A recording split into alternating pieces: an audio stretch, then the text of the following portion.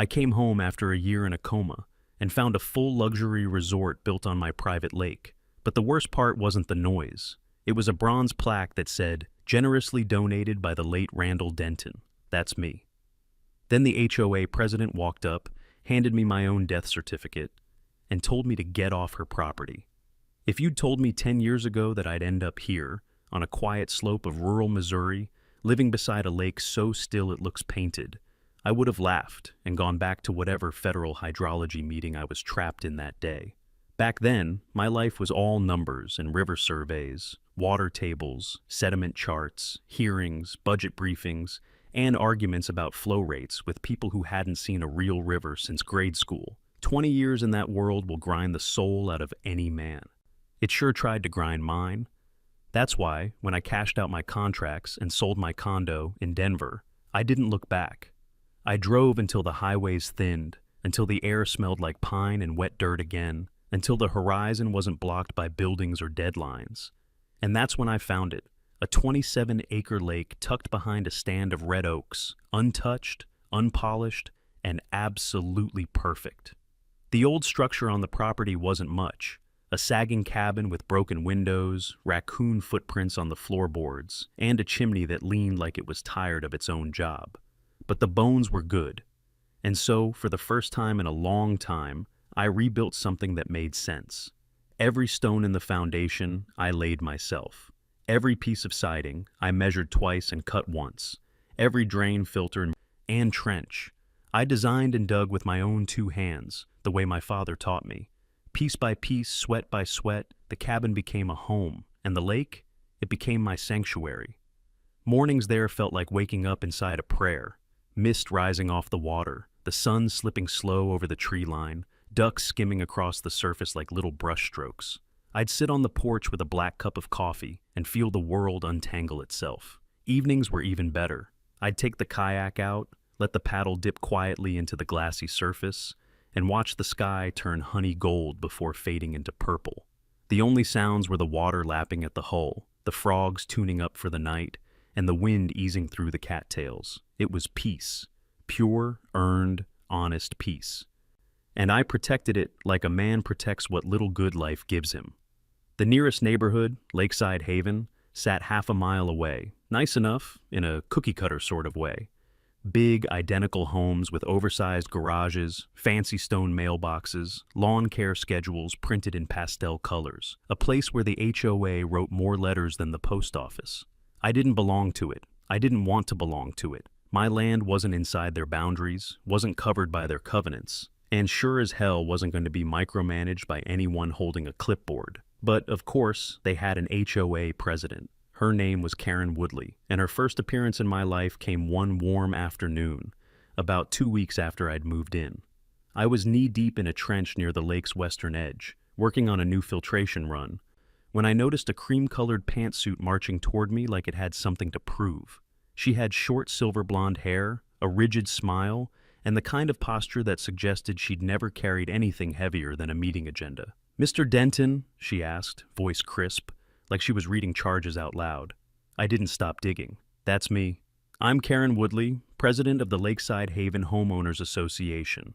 I'm here to welcome you to the neighborhood." I stood up, wiped the mud from my gloves, and gave her the exact polite smile I reserve for tax auditors and very bad blind dates.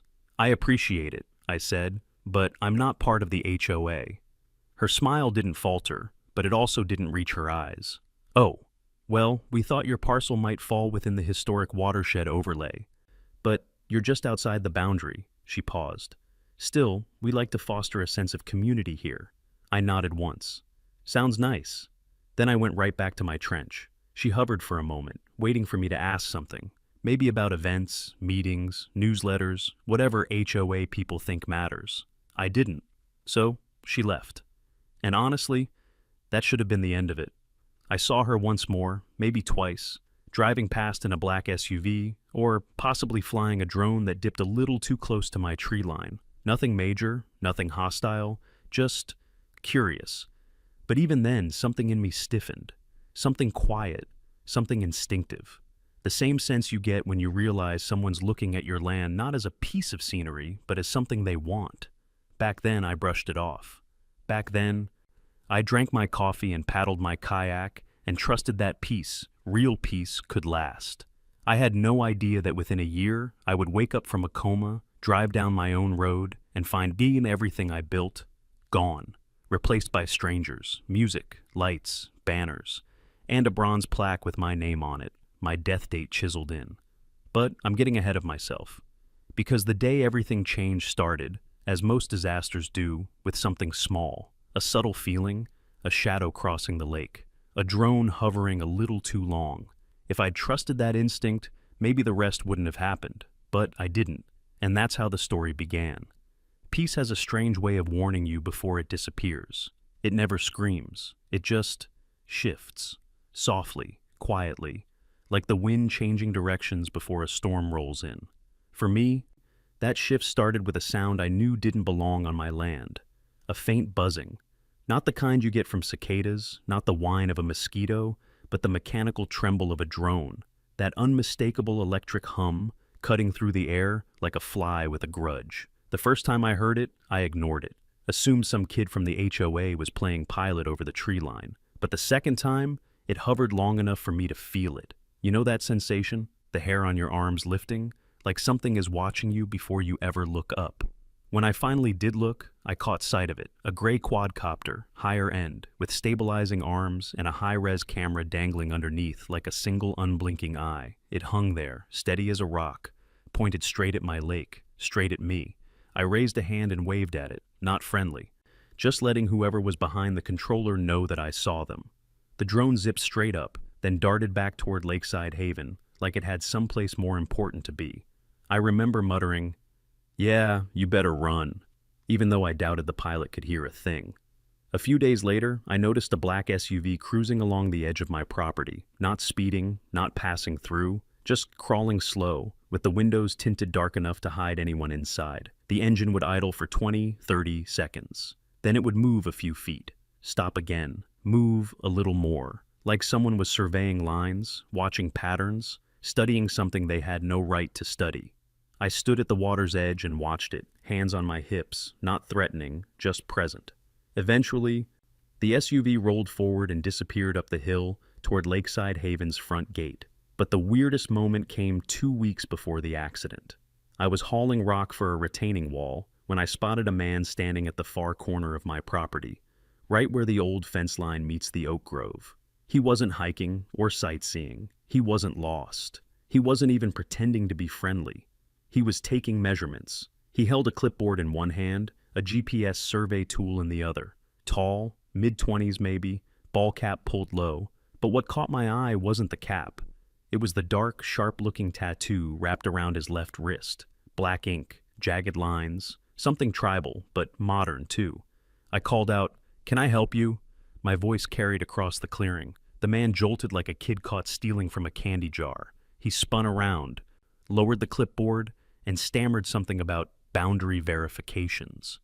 "On whose authority?" I asked. He didn't answer. He just walked fast, too fast, back toward the trees, climbed into a contractor truck with no company logo, and drove off in a cloud of dust.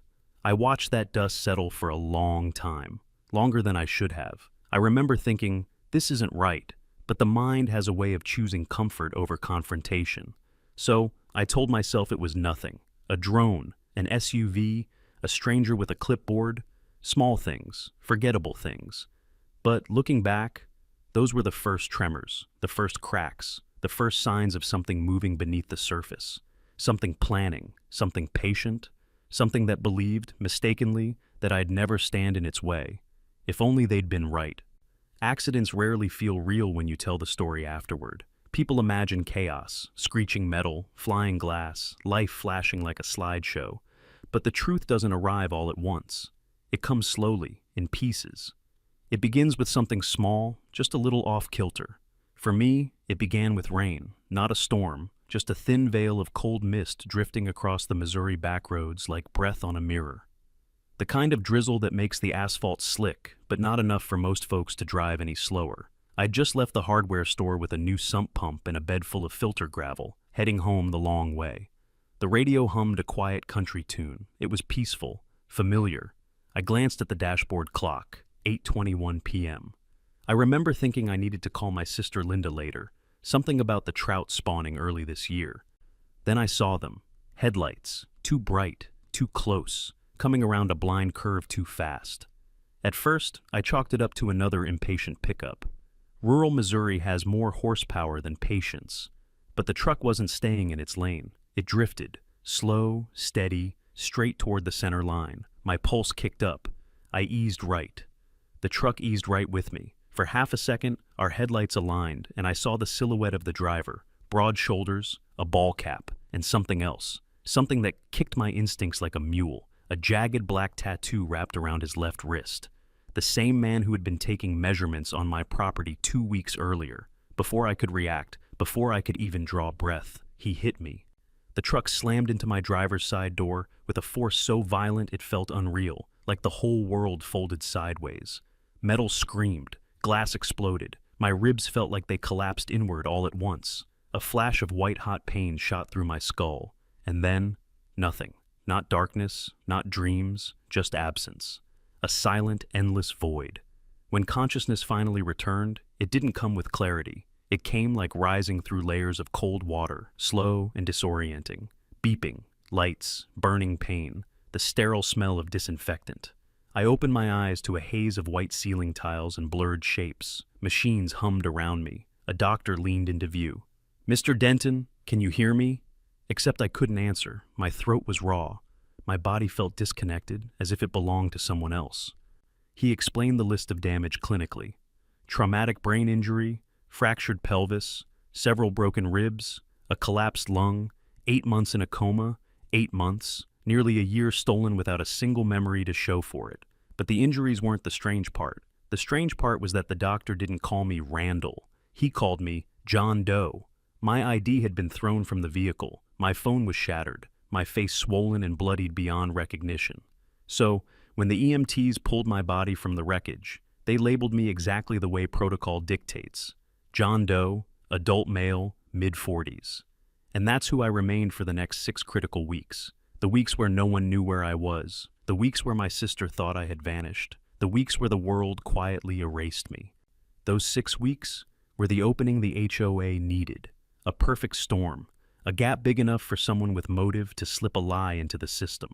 While I lay nameless in a hospital bed, a man named Donald Pierce walked into the county clerk's office.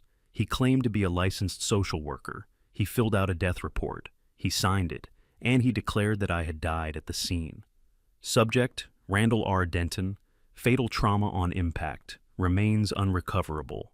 Not one word was true, but the county clerk, overworked and understaffed, filed it as a provisional death notice, not an official death certificate, but just enough to unlock one dangerous loophole: emergency stewardship of abandoned property. And Lakeside Haven's HOA used that loophole like a crowbar. Meanwhile, Linda was living a nightmare of her own. Police found my truck empty, driver's side door crushed, blood everywhere, but no body. They told her I might have been thrown into a river or down an embankment. For 6 weeks, she filed missing person reports, called hospitals, and waited by the phone, grieving a brother who might never come home, until the hospital finally matched my fingerprints and called her with the words she had prayed for. "Ma'am, we found him. He's alive." When she walked into my room and saw me breathing, alive, she collapsed into tears. To her, it was a resurrection, but by then, the damage was done. Because in her grief, Linda had signed several temporary property maintenance forms handed to her by a man who claimed to represent the county. She had no idea those forms were fronts for the HOA's takeover. By the time I could stand again, my land had been claimed. By the time I could speak my name, they had changed my locks. By the time I left rehab, the HOA had built a beach resort on my lake. And everywhere, on their brochures and website, appeared one chilling phrase: "In memory of the late Randall Denton." They didn't just steal my home, they stole my identity, they stole my death, and they built a paradise on my grave. Leaving the rehabilitation center felt like stepping out of someone else's life. The sky looked too open. The air smelled too clean. The world moved at a speed my body didn't trust anymore. 15 months is long enough for a man to fall out of his own story. It's also long enough for other people to rewrite it. I loaded what little I had into a rented sedan and began the quiet drive back to my land, my lake, my cabin, the only home that had ever felt completely mine. But the closer I got, the more something inside me tightened. Not fear, not excitement, just pressure, low and constant, like the moment before a storm breaks. When I turned off the county road onto my private gravel drive, the world shifted. There was a new sign, big, decorative, professionally carved. Welcome to Willow Beach, private access for Lakeside Haven HOA members only. That last line hit me square in the chest. Members. As if this place belonged to anyone but me. Worse, a metal gate, complete with motion lights and an RFID badge reader, now blocked my road. My road. My keys were useless. My code pad was gone. I stepped over the drainage ditch and walked in on foot, furious now, boots grinding gravel I hadn't laid. Solar lanterns lined the path every 20 feet, like a runway guiding visitors toward the lake. And then I saw it. My lake had been swallowed whole.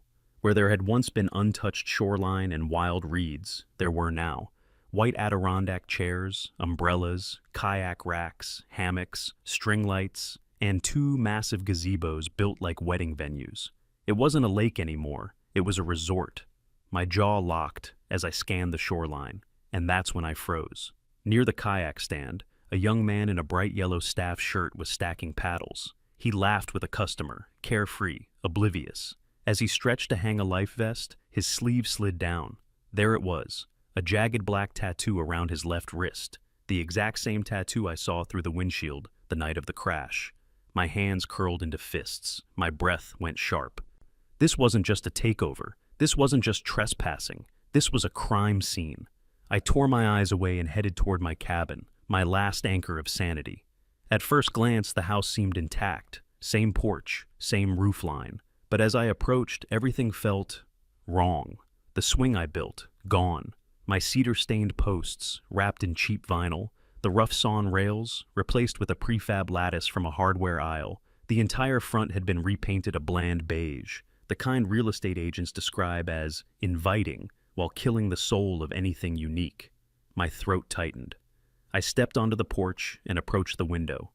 I cupped my hands against the glass, and my stomach dropped. My furniture, gone, my shelves, stripped bare, my books, vanished. And on the mantel, where my father's compass used to sit, someone had placed a framed picture of a smiling, perfect family. Not my family, not anyone I knew, just a staged photo, a piece of decor. They hadn't just locked me out, they had erased me. I backed away from the window, feeling something between heartbreak and fury crawling up my spine. And that's when I heard it, the crunch of tires on gravel. I turned. A black SUV rolled toward me with confidence, like it belonged here, and I didn't. The back door opened, and out stepped a figure I knew instantly. Karen Woodley, HOA president, a walking violation notice. She wore a navy pantsuit, hair in a tight bun, and carried a thick clipboard stuffed with property records and enforcement files. Behind her, 2 men in HOA security polos climbed out of the SUV, arms crossed like they were guarding a head of state. Karen looked at me with a mixture of irritation and disbelief. "Can I help you?" she asked. The question was so absurd I nearly laughed. "You damn well can," I said, stepping forward. "What happened to my house?" She blinked slowly, the way someone does when rehearsing a lie. "And you are?" My voice sharpened. "Don't play games. I'm Randall Denton. This is my land, my cabin, my lake." A shadow crossed her face. "Oh," she said softly. "That can't be. Mr. Denton passed away last year." I stared at her. Surely she didn't believe that, but she wasn't finished. She opened her clipboard with practiced ease, flipped through a stack of documents, and tapped one with a manicured finger. "This property is under the stewardship of the Lakeside Haven community. The previous owner is deceased." I stepped closer. "Look at me. Do I look deceased to you?" She didn't blink. "Sir, you are trespassing. If you don't leave, we will involve law enforcement." Behind her, the security guards shifted their stance, ready to play their part. I looked back at the lake, my lake, where strangers sunbathed and kids splashed in the water I had spent years protecting. I turned back to Karen. "I'm alive," I said quietly, "and I'm not going anywhere." Her smile faded. "Then the sheriff can sort this out." Karen lifted her radio like a queen summoning her guards. Her voice was calm, almost bored. Unit 3, we need county support at the Denton parcel. We have a trespasser refusing to vacate. A trespasser. On my land. On the dirt I bled on. On the lake I watched my father fish until the day he couldn't hold a rod anymore. The words hit like a slap, not because they were absurd, but because she said them with such casual confidence, as if she had been practicing this moment for months. Her two security men stepped forward, not police, not licensed deputies, just oversized mall cops with badges sewn onto their shirts. One gestured at my chest. "Sir, you need to step away from the residence." "My residence," I said. "That's not what our records show," the other replied, tapping the patch on his sleeve. "Lakeside Haven Authority. You're on private HOA property." I almost laughed. HOA property? This land predates your entire subdivision. My deed goes back to 1984. Karen tilted her head. "Your alleged deed."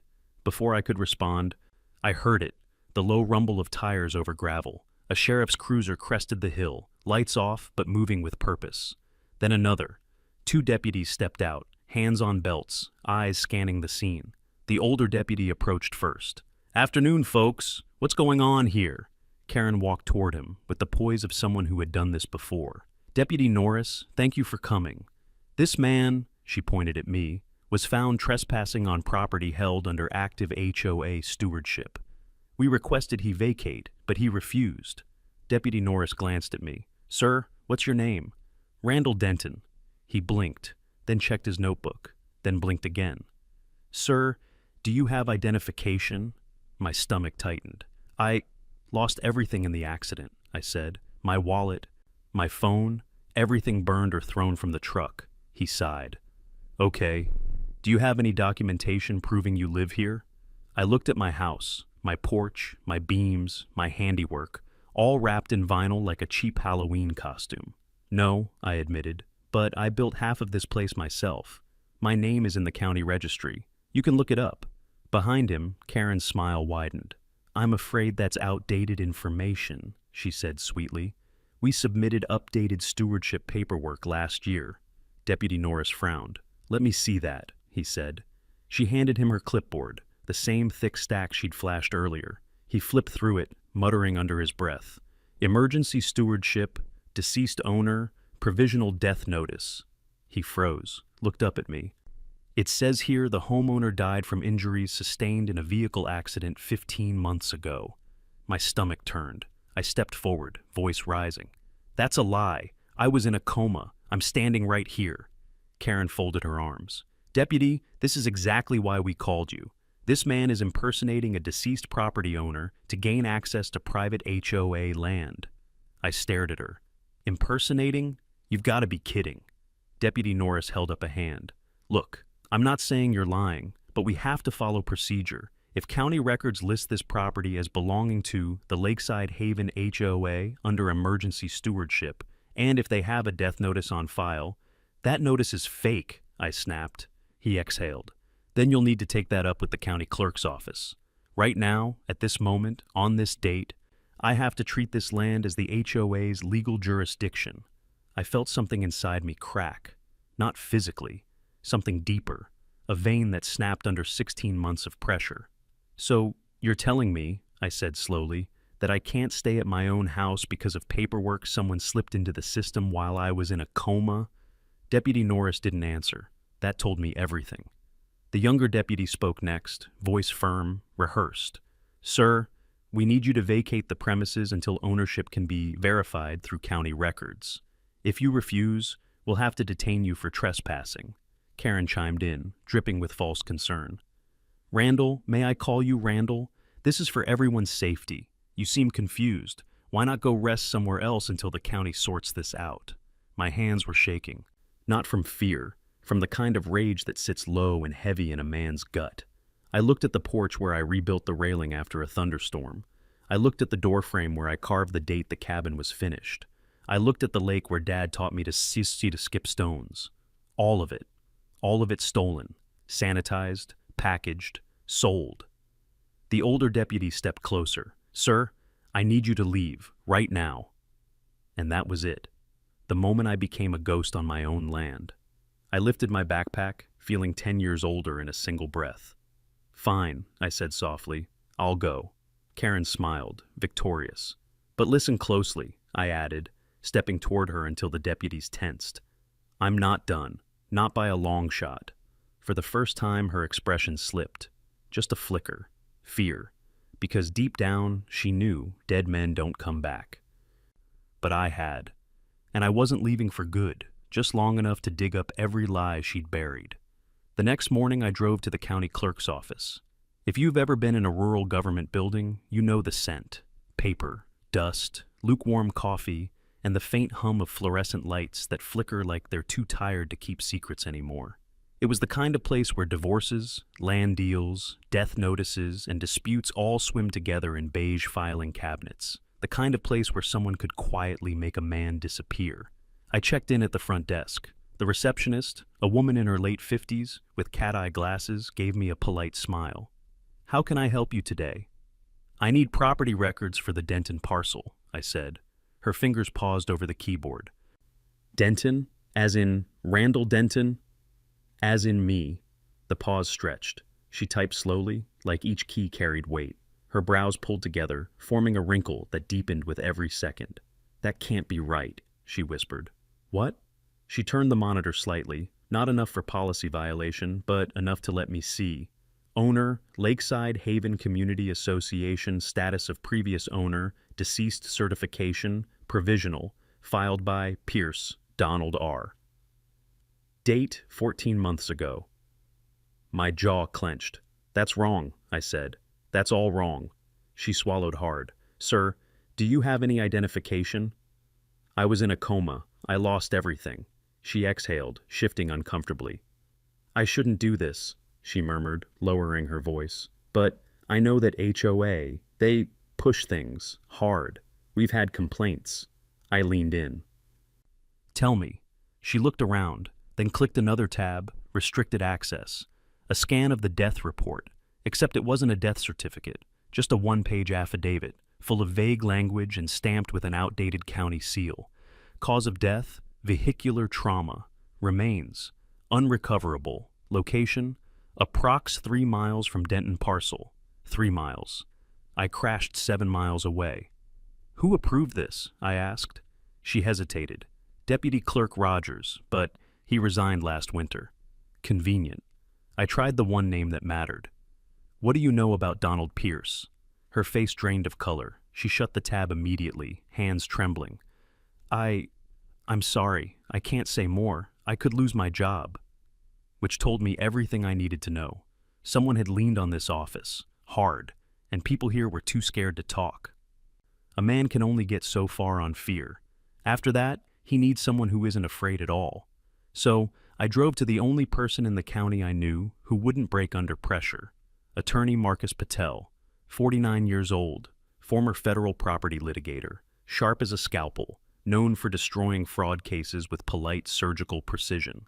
His office was above an old convenience store. The sign on the stairwell read, "Patel and Barden, Property, Fraud, Environmental Law."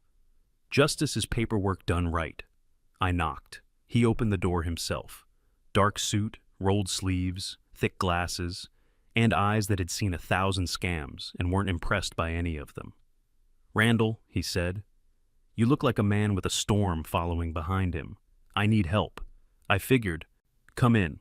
I sat down across from him and laid out everything. The coma, the fake stewardship, the sudden takeover, the tattooed staff member, the police forcing me off my own land, and the county clerk's terrified reaction. He didn't interrupt once. He just listened, pen tapping slowly against a legal pad. When I finished, he leaned back in his chair. "Okay," he said calmly. "First, you're not crazy. Second, this is worse than you think." "How much worse?" He folded his hands.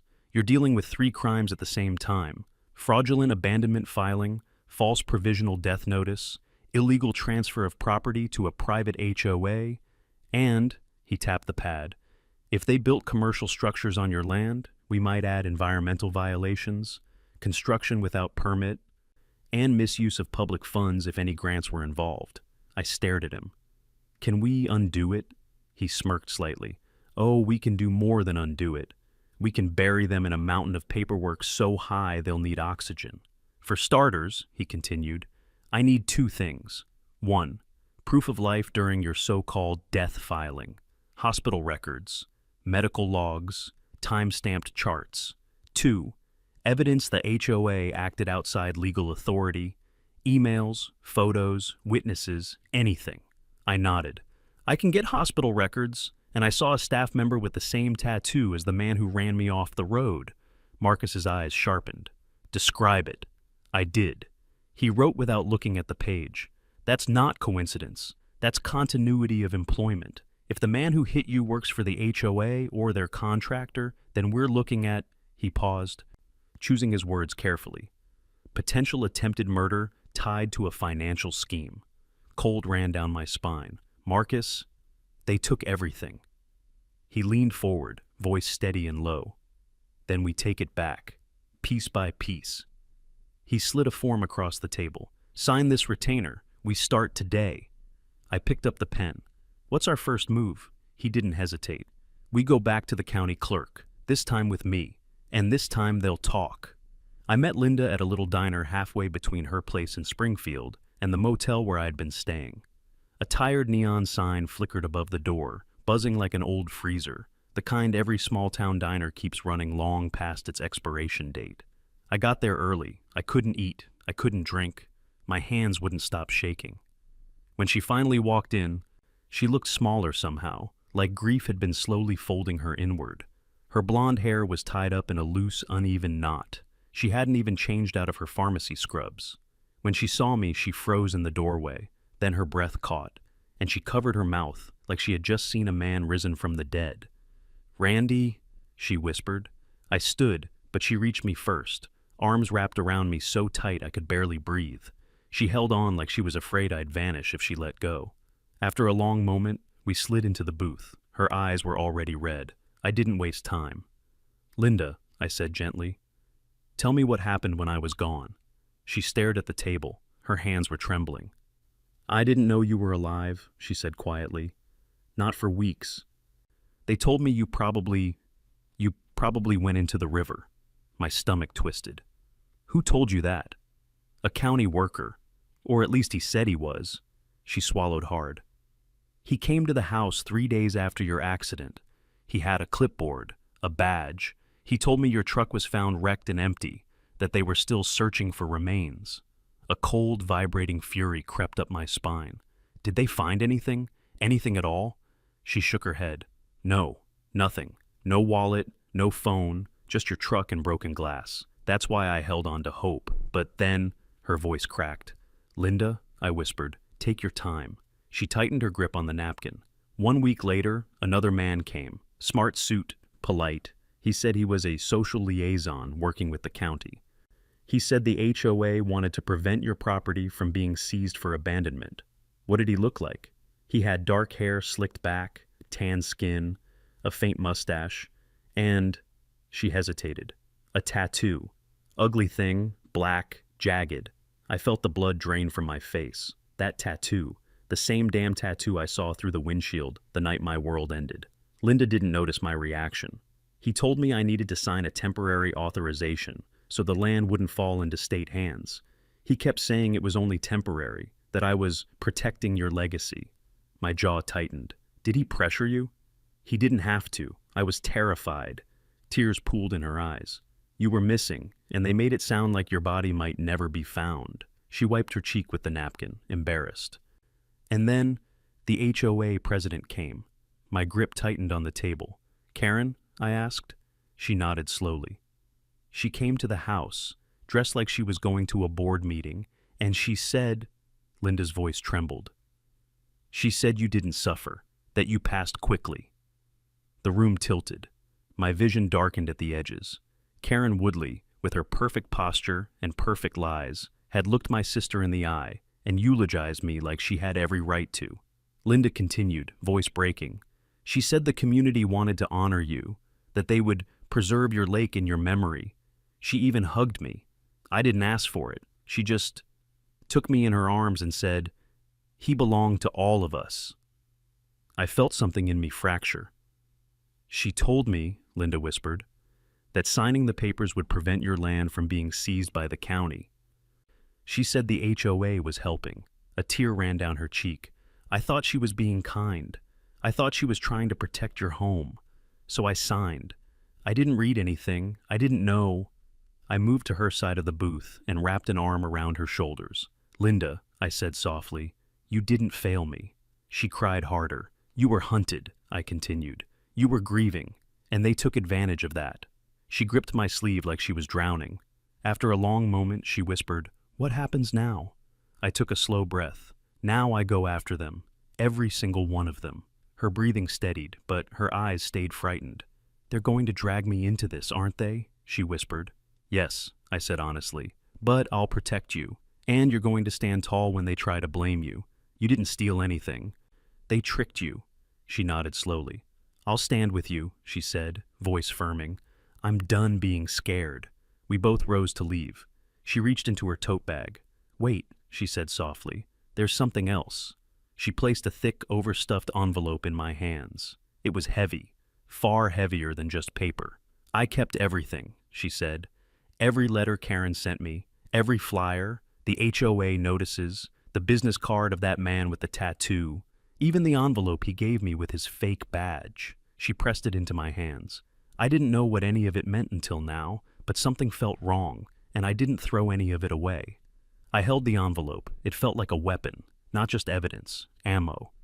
Linda, I said quietly, this is going to help us more than you know. She gave a small, bitter smile.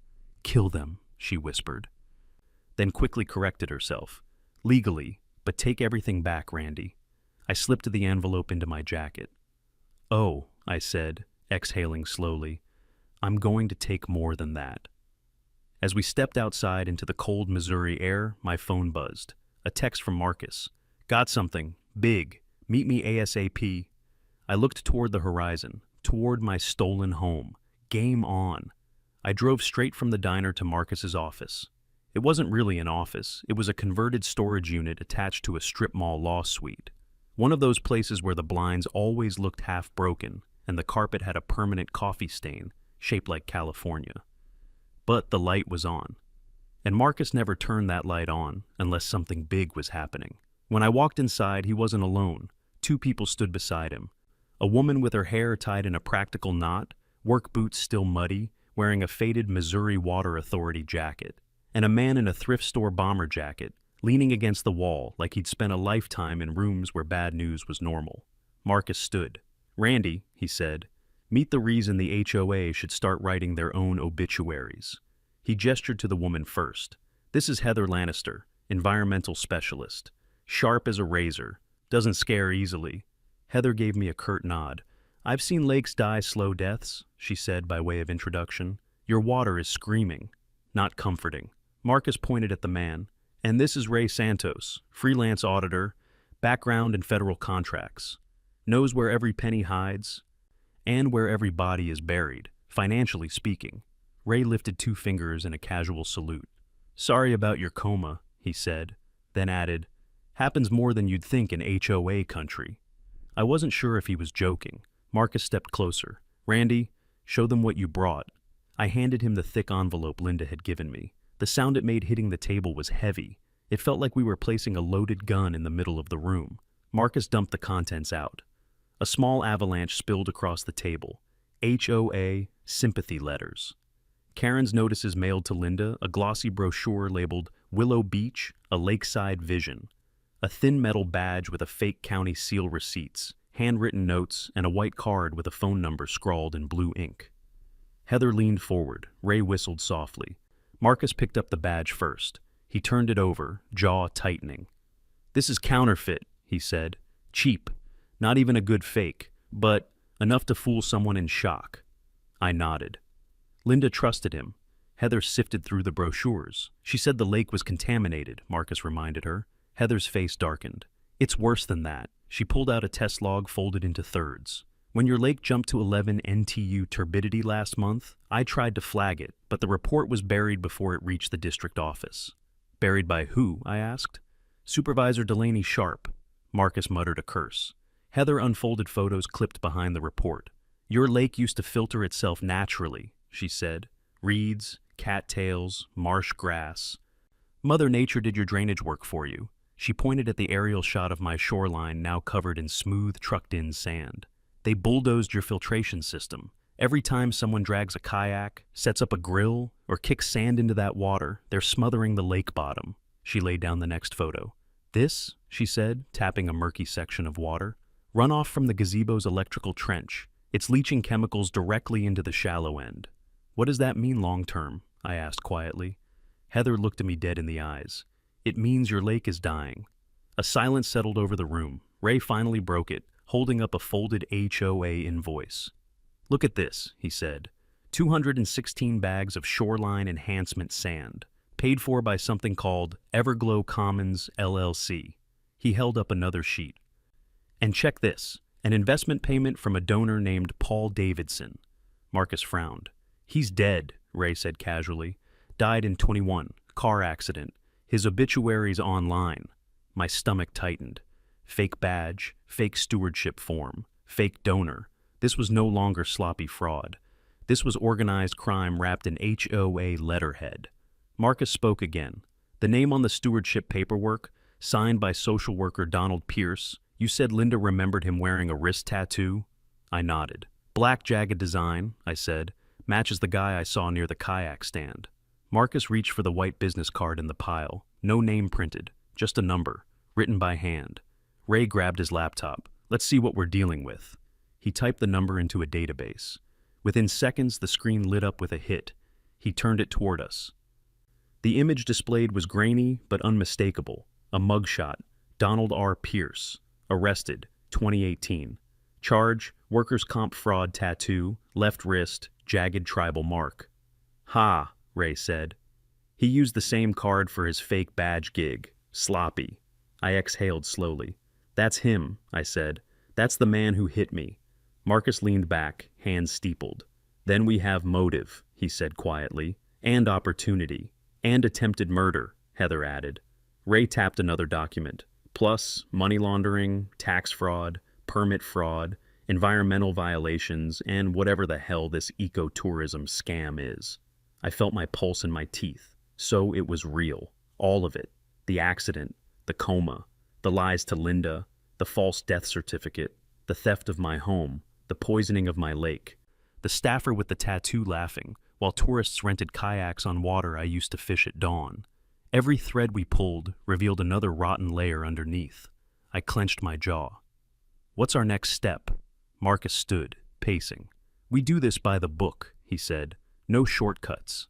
Heather nodded. I'll run independent water samples, the real numbers, and I'll get drone footage, quietly. Ray lifted his laptop.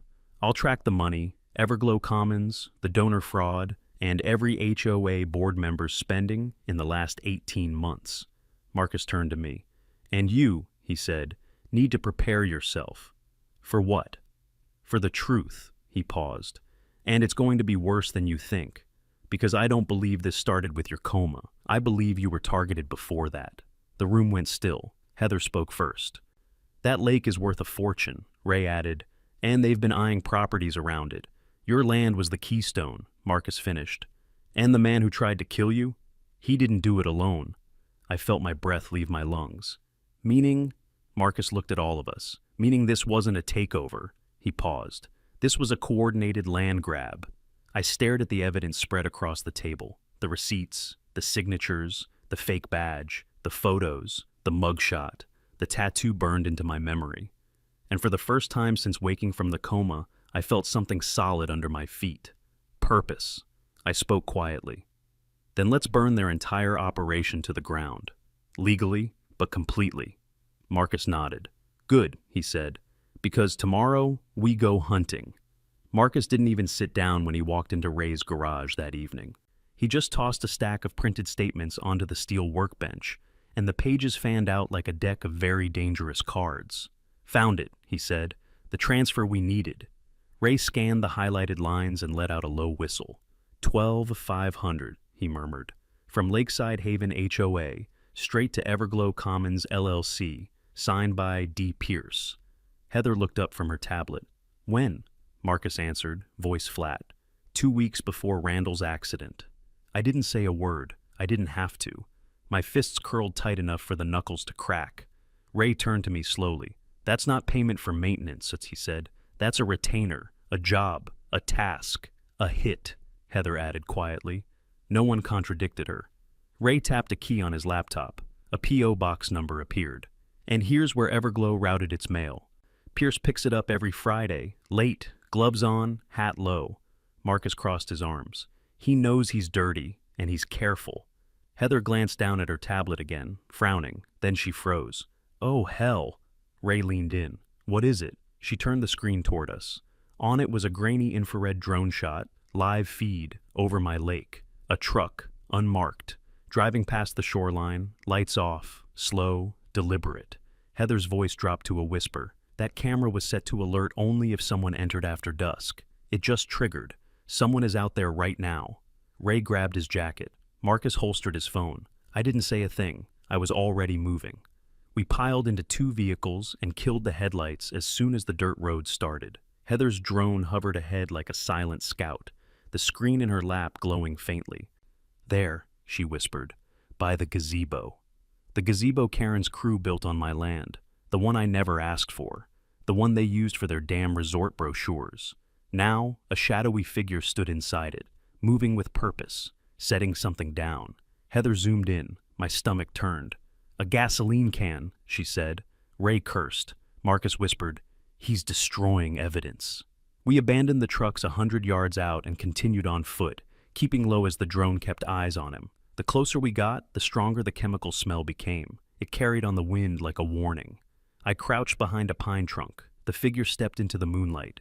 Jeans, dark hoodie, gloves, the jagged black tattoo on his wrist, the one I had seen through shattered glass the night my truck went off the road. Donald Pierce. My pulse hammered hard enough to tremble in my ears. Pierce emptied the last drops of gasoline onto the wooden floorboards, then tossed the can aside and pulled something metallic from his pocket. A lighter. He flicked it once, twice. The flame caught. Heather whispered urgently, I'm recording. Keep still. Keep still. The drone camera hovered directly above him, capturing everything. His face, his movements, the fuel, the flame. Pierce lifted the lighter toward the ground, and the entire gazebo ignited in a violent whoosh, flames racing up the posts like they'd been waiting for this moment. The heat hit us instantly. He stepped back, admiring his work. Then he turned, and for a split second, he stared straight toward the tree line, toward us. I felt my muscles coil. I wanted to run at him. I wanted to tackle him. I wanted to drag him into the dirt and ask him what he said to the driver of that truck the night I almost died. But Marcus grabbed my arm before I moved. Randy, he whispered. No, we have him. We have everything. Let him run. And as if on cue, Pierce sprinted to his truck. The engine roared. Tires spit mud. He disappeared down the service road. Heather lowered the drone. Ray muttered, coward. Marcus shook his head. Not a coward, a professional. And tonight, he made his first mistake. The flames grew higher, licking the sky. The gazebo groaned as beams collapsed under the heat. I stood watching it burn. The sparks danced upward and vanished into the darkness like a funeral, one I never agreed to. Ray cracked a half smile. Well, that's going to be hard to explain to Karen, Marcus nodded. She'll try, but when the fire chief gets here and sees accelerant patterns, she won't succeed. Heather pointed at the drone footage. And with this, she won't just fail, she'll fall. In the distance, sirens began to echo faintly. Fire trucks. But none of us rushed to call attention or help the flames die. Let it burn. Let the thing they built on my stolen land turn to ash. I felt something cold and steady settle inside me. Not anger, not grief, resolve. I turned to Marcus. Tomorrow, I said quietly, we take this to the prosecutor. He nodded once. And after that, I watched embers swirl into the night sky. After that, I said, we burn the entire HOA to the ground. Ray grinned. Legally? I didn't smile. Perfectly. Heather closed her tablet with a soft click. Then it starts now. Behind us, the gazebo finally collapsed in a shower of sparks. Ahead of us, the night opened wide, dark, dangerous, and ready. And for the first time since I woke up from that coma, I felt awake, fully awake, Ready. The fire marshal didn't even need Heather's drone footage to know the gazebo hadn't gone down by accident. "Accelerant everywhere," he muttered, kneeling in the ashes as the sun broke over the lake. "Someone wanted this gone." Marcus stepped closer. "We can give you a name," he said calmly, "and a face." Heather handed the fire marshal a USB drive. "You're going to want to sit down before watching that," she said. He didn't. He plugged it in right there, fire soot still on his gloves, and watched. The moment Pierce's tattooed wrist appeared on screen, the marshal's head snapped toward me. "You know this man?" I nodded. "He tried to kill me once." The marshal exhaled. "Well," he said, almost gently, "looks like he just tried again." That was the beginning of the end. Because once the fire marshal filed his report, everything moved fast, faster than I ever expected. By noon, we were sitting in the county prosecutor's office. Marcus in full lawyer mode, Heather with her laptop open like a command center, Ray leaning back with his arms crossed like he owned the place, and me, fists clenched on my knees. The prosecutor, a serious woman named Dana Costello, watched the drone footage with a face made of stone. When the fireball erupted across the frame, she paused, leaned back, and said, "Gentlemen, Ms. Kim, congratulations. You just handed me arson, insurance fraud, conspiracy, and attempted homicide." I didn't say a word. Marcus did. "That's just appetizer.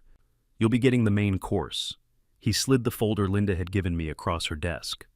The thick one, letters, receipts, falsified documents, the stewardship forms Karen pressured Linda to sign during my coma. A scanned copy of death certificate, Randall Denton, deceased at scene. Dana's eyebrows lifted by centimeters. "Who the hell is Donald Pierce?" she asked. Ray tapped at Shear's folder. "Former HVAC tech, no social worker credentials, no county employment, no state license. He's the one who filed Randall's premature death paperwork through a loophole that should have been impossible." "And how," Dana asked carefully, "did he have access?" Heather answered, voice low, "He was hired."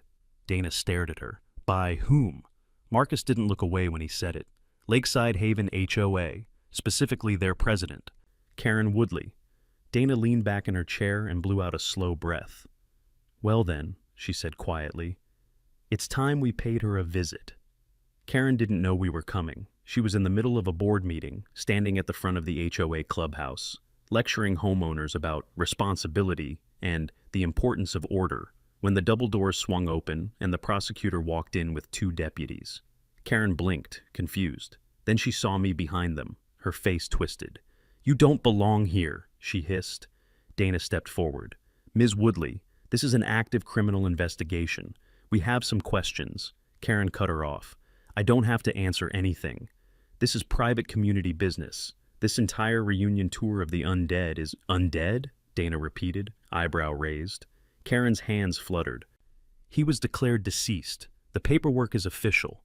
Marcus stepped forward, calm and deadly. "Yes," he said, "about that paperwork." Dana opened her briefcase and pulled out the drone footage. She held up a printed still frame, Pierce's face illuminated by the fire, tattoo clear as daylight. "This individual," she said, "was caught on camera burning a structure on Mr. Denton's land. The same individual who filed Mr. Denton's death certificate." Karen froze. A visible shiver ran through the room. The board members looked back and forth between us, increasingly uneasy. Karen swallowed, then forced a laugh. "That man, Pierce, he acted alone. If he did anything illegal, I had nothing to do with it." Dana nodded slowly. "Interesting," she said, "because according to our financial review, your HOA transferred funds to his shell company 2 weeks before Mr. Denton's crash." A gasp rippled through the room. Karen went pale. "That was maintenance," she snapped. "Your paperwork is wrong." Marcus tilted his head. "Maintenance performed by a man who has no business license, no contractor ID, and who signed a death certificate for a man who wasn't dead?" Karen's lips trembled. She searched the room for someone, anyone, to back her. Then she cracked, completely. "It was Tim!" she suddenly screamed, pointing toward the back of the room. "He handled the contractors. He hired that man. I told him not to." A young man, Tim Woodley, her nephew, shot to his feet. "You liar," he shouted. "You promised me. You said if I got rid of the Denton problem, you'd protect me. You coached Pierce yourself." The entire room erupted in noise. Marcus whispered to me, "And that, right there, is the ball game." Karen staggered backward, hands shaking. Dana stepped forward, voice firm. "Karen Woodley, you are under arrest for conspiracy to commit fraud, environmental violations, filing falsified state documents, coercion, and accessory to attempted murder." Karen screamed. Actually screamed. "This is my property. This entire lake belongs to me. He was dead. Dead." I stepped forward. "He is," I said evenly, "very much alive." Karen lunged before the deputies grabbed her. "Let me go! This is a mistake! I built this community!" Dana didn't even blink. "And now," she said, "you'll answer for how." The deputies dragged Karen out as she shrieked curses that lost all meaning. Tim slumped into his chair, shaking, muttering to himself. Dana turned to me. "We'll seize every document, every map, every payment. By the end of this, Randall," she looked at me straight in the eye, "you're getting your land back. All of it." I nodded. I didn't smile. Not yet. Because the real hammer hadn't fallen. Not until Pierce himself was found. And he was still out there. Somewhere. But, for the first time, he was the one running. And I was the one hunting. Pierce didn't stay hidden for long. 3 days after Karen's arrest, sheriff's deputies found him sleeping in the back of his truck, behind an abandoned feed store 30 miles south. Same tattoo, same crooked grin, same smell of gasoline soaked into his clothes. He didn't resist. He just looked up at the deputies and laughed, like getting caught was something he had expected from the beginning. "Figured Denton would make it," he muttered, almost impressed. "Tough bastard." When they brought him in front of the judge, he didn't look at the prosecutor or the sheriff or the crowd packed into the courtroom. He looked at me, and for the first time since the crash, I saw fear behind those eyes. He pled guilty before the prosecutor could even finish the charges. Arson, fraud, tampering with state documents, conspiracy, attempted murder. He didn't bother asking for leniency, and the judge didn't offer any. But his sentencing wasn't the event everyone came for. That honor belonged to Karen. The courthouse was so full, the county had to bring in extra benches. People from the HOA sat in stiff rows, pale, silent, ashamed. Others, some of them strangers, stood along the back wall just to see the woman who had turned a peaceful lakeside community into a swamp of corruption. When they brought Karen out, she wasn't the polished, smirking dictator from the HOA clubhouse. Her hair was flat, her blouse wrinkled. Her hands shook so badly the bailiff had to steady her. But her eyes, those still burned with the same bitterness I saw the day she tried to throw me off my own porch. The prosecutor laid out everything. The forged stewardship agreement, the pressure campaign against Linda, the payments to Pierce, the fabricated environmental complaints, the John Doe exploitation, the premature death certificate, the illegal commercial construction, the arson plan, the stolen revenue from events held on my lake, and, of course, the fake bronze plaque that crowned it all, generously donated by the late Randall Denton. People in the courtroom actually gasped when that photo was displayed. Karen rose to speak in her own defense, but all she managed was a trembling whisper. "I did what I had to, for the community." Judge Halbrook didn't raise his voice. He didn't need to. "Ms. Woodley," he said, "what you built was not a community. It was an empire of manipulation. You exploited a family's grief. You weaponized bureaucracy. You falsified state death records. You endangered human life. And you did it all behind the mask of public service." Karen's lower lip shook.